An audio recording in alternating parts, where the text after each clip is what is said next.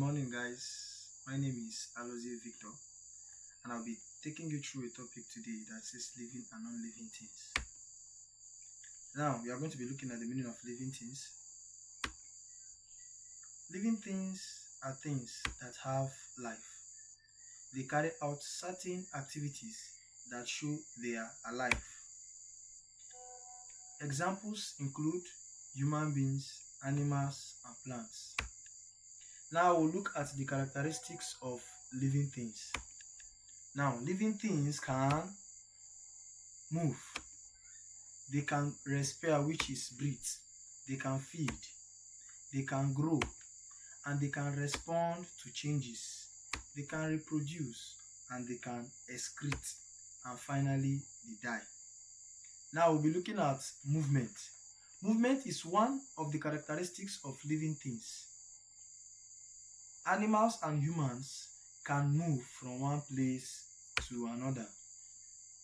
Plants also show movement, although they do not move from one place to another. Example, a sunflower turns towards sunlight.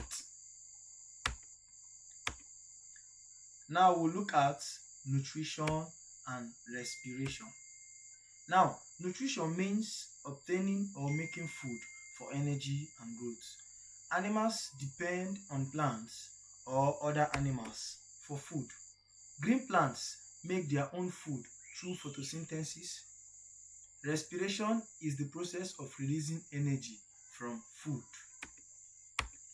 Now, we'll be looking at growth and reproduction.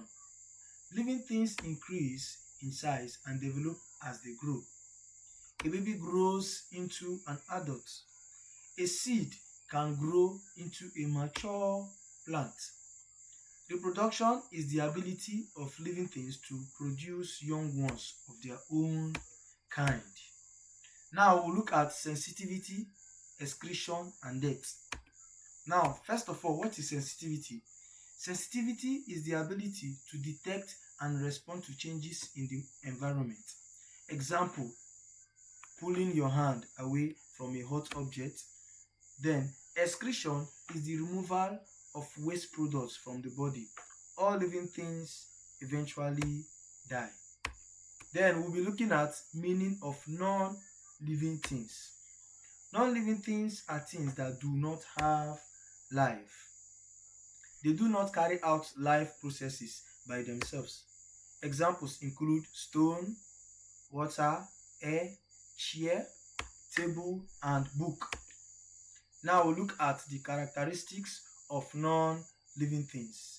Non-living things do not grow by themselves.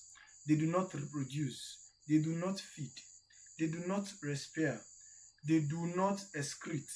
They do not respond to stimuli by themselves. They do not die. Now we'll look at examples of living and non-living things. Now, examples of living things are human beings, goat, bird, fish, tree, grass, and insects. While examples of non-living things are stone, water, air, soil, book, chair, car, and table. Now we'll look at differences between living and non-living things. Now, when we come to living things have life. They grow and reproduce, feed and respire, what it means breathe, respond to stimuli, excrete, and eventually die. While non-living things do not have life, they do not carry out life processes by themselves. Then we'll be looking at the summary of everything.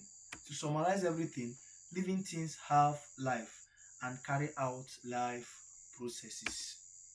The main life processes include movement, respiration, sensitivity, growth, reproduction, excretion, and nutrition.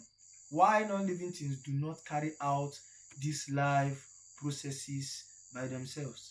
Understanding the difference helps us to classify things in our environment. With this, I hope you understand the difference between living and non-living thing. Thank you so much, and God bless you.